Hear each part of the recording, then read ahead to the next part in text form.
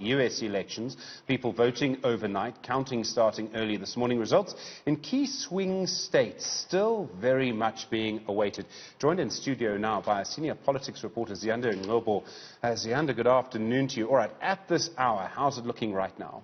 Well, Stephen, I can tell you that Joe Biden is still in the lead when it comes to that electoral college. He's sitting at 224, while Donald Trump is at 213, Stephen. And of course, Donald Trump acting very mischievously there, already declaring a victory during this presidential race. But of course, then we know, Stephen, that several of those swing states still need to actually conclude their voting. We know that, for an example, Pennsylvania, Ohio, Wisconsin and Florida still need to conclude their voting. And of course, then Pennsylvania is still tipped to become a legal battleground during this particular election. And let's get an update there. Still the same at 55.1% and for Donald Trump, that is, and 43.6% for Joe Biden. 75% of the expected votes have only been counted. And then, Stephen, it becomes important when talking about those crucial mail-in ballots, which still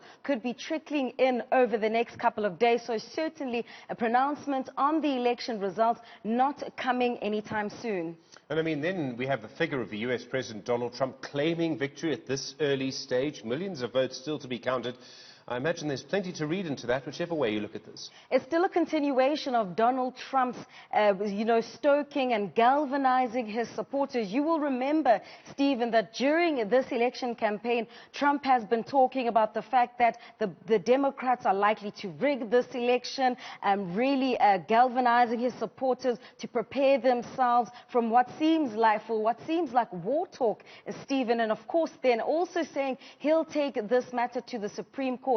They've already taken this matter to the Supreme Court in Pennsylvania. But of course, then, if you remember, Stephen, and we've been having several of these conversations, after the passing of Ruth Bader Ginsburg, then the nomination of Amy Coney Barrett then became equally as crucial as a Republican nominee. Not making it in time, of course, but if this election is taken to the Supreme Court, then it will make for an interesting watch. And of course, as I've already mentioned, the result is only likely to come in the weeks to come. And of course, then the behavior of both candidates will be equally as important. Joe Biden using more careful language, saying he is well on his way, while Donald Trump declaring an outright victory. And of course, then we know how his supporters behave. And so certainly a very interesting declaration by the US president.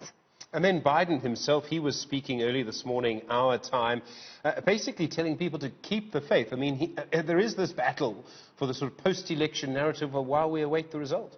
Most certainly, and it goes back then to the anticipation and the behavior of the electorate of both the Republicans and the Democrats, and the language then becomes equally as important. As I've already mentioned, Stephen, there are two or three key swing states that we're looking at this hour, and that's Pennsylvania, that's Florida, and that's Wisconsin. And of course, Florida becoming equally as important. It contributes 29 electoral college votes. We already see that most of the numbers are in, and those mail-in ballots are still going to become very crucial in actually possibly swinging this election, Stephen.